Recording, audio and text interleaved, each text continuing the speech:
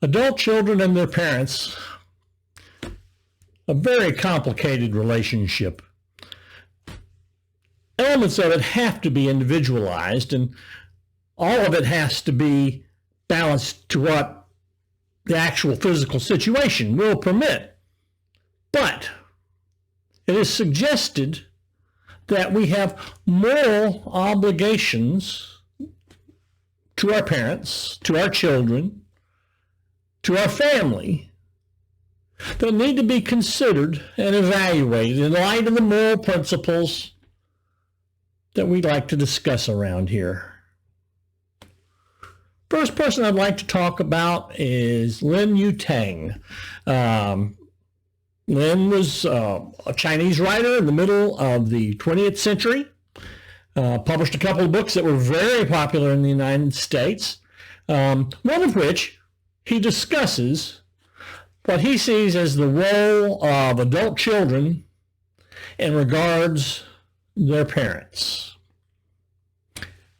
He bases his argument on what it is to be a family. Now, I find this important for two reasons.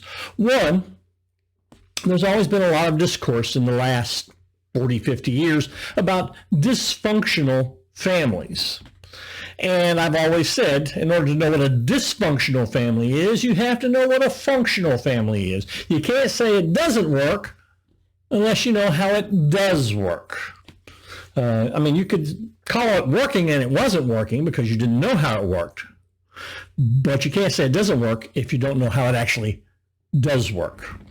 Well, enough about that for just a second. Lin Yu-Tang offers us a definition, and in doing so, presents himself as essentially a natural law theorist. He's saying, look, here is the essence of the family. Here's what it is to be a family. And therefore, when you take actions with others in your family, they have to meet this function, meet this essence of familyhood.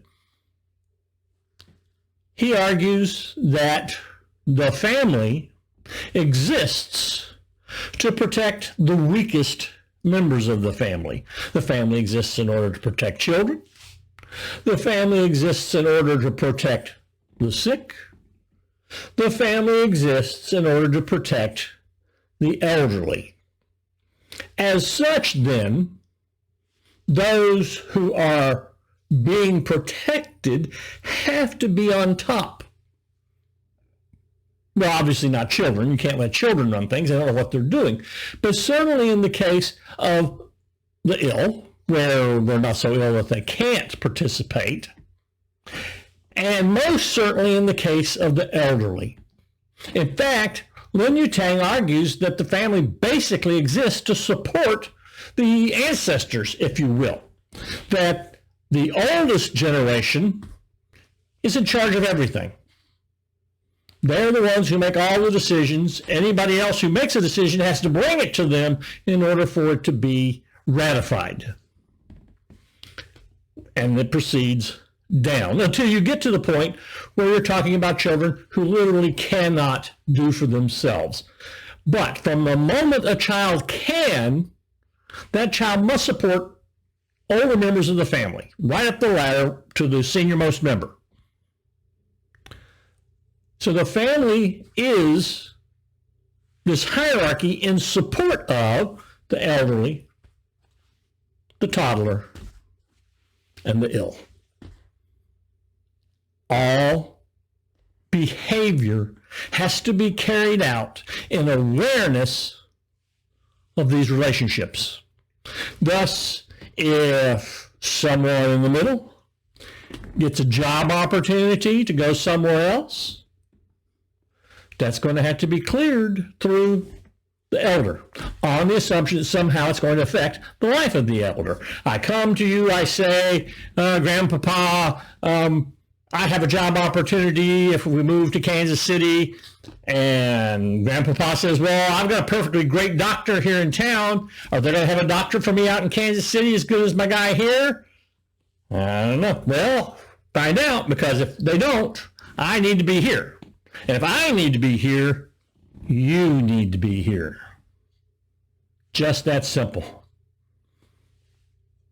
The oldest on the top. Everything is carried out with respect to. Now, that's not to say that the old person won't go, wow, Kansas City. Shit, I always want to live in Kansas City. Let's go to Kansas City. Don't know that. But under any circumstances, however the decision comes out, it's made by the people at the top. Part of his argument is they did for their parents, you do for them. When they were the active ones, they looked down at you, brought you along, kept you going, made you a functional member of the family, carrying out the needs of the people at the top. Just that simple. You owe them because they taught you how to be where you are now.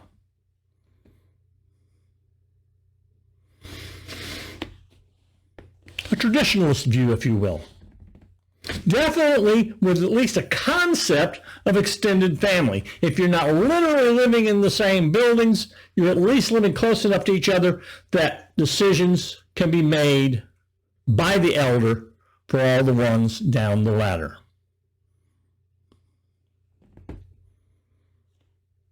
Middle 20th century writing that's traceable right straight back to 5th century BC. Let's take a look then at Jane English.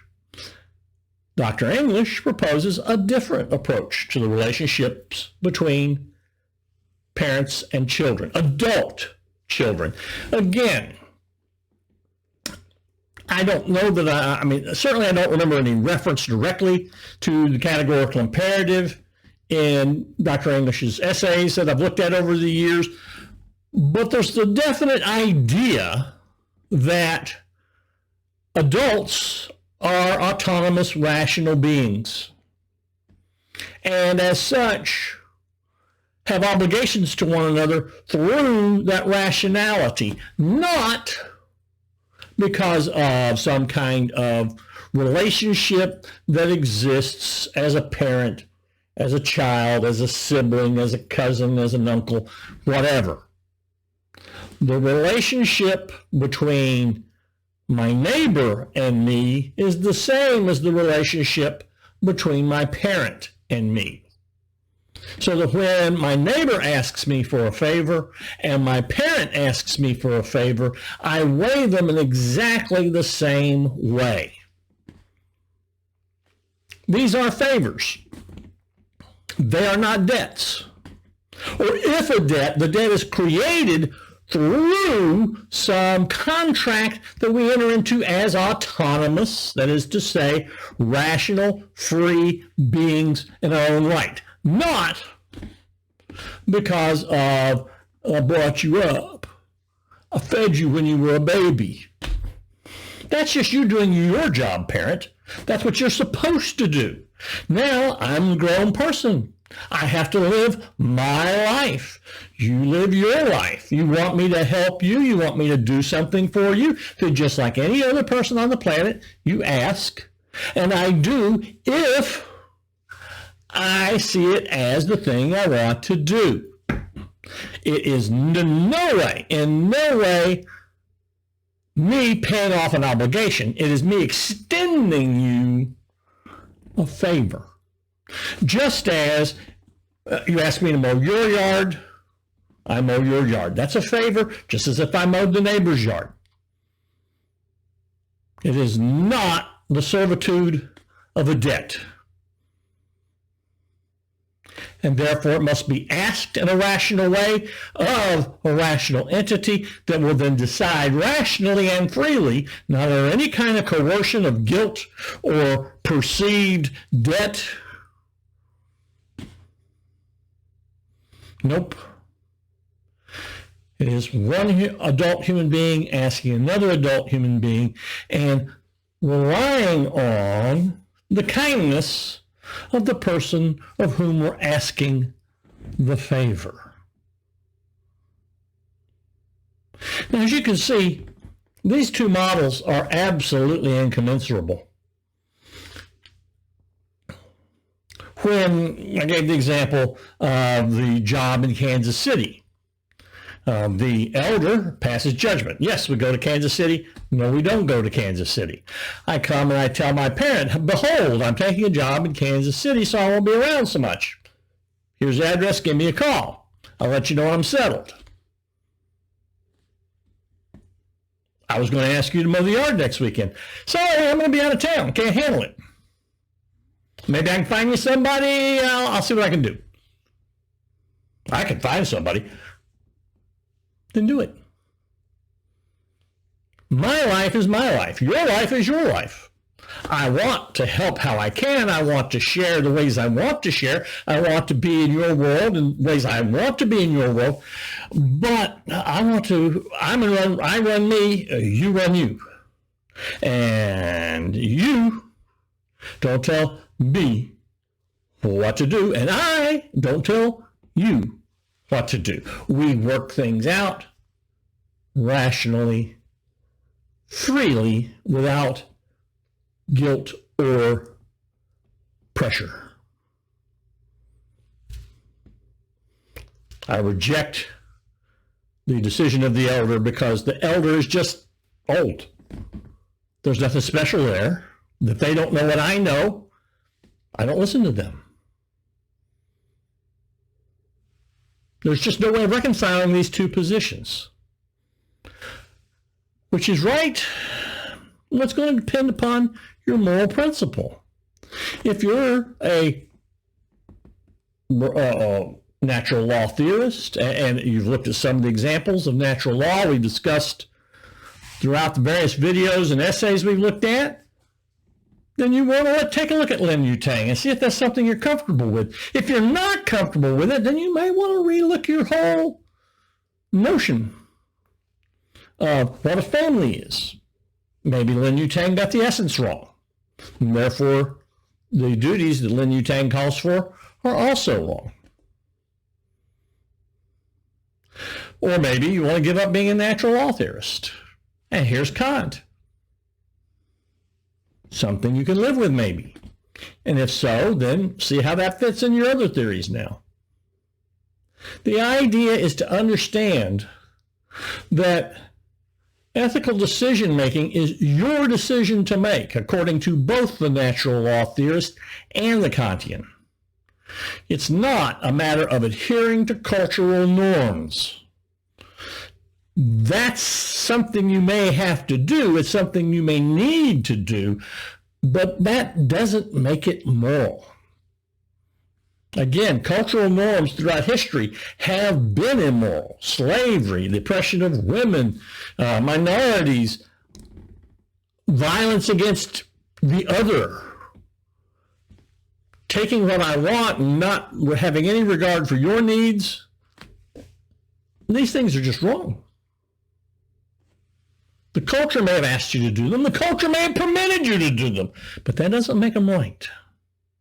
Moral principles make things right and wrong. And cultural relativism doesn't work as a consistent moral principle. There's a lot here to talk about. Lots you ought to be thinking about. Keep on talking philosophy.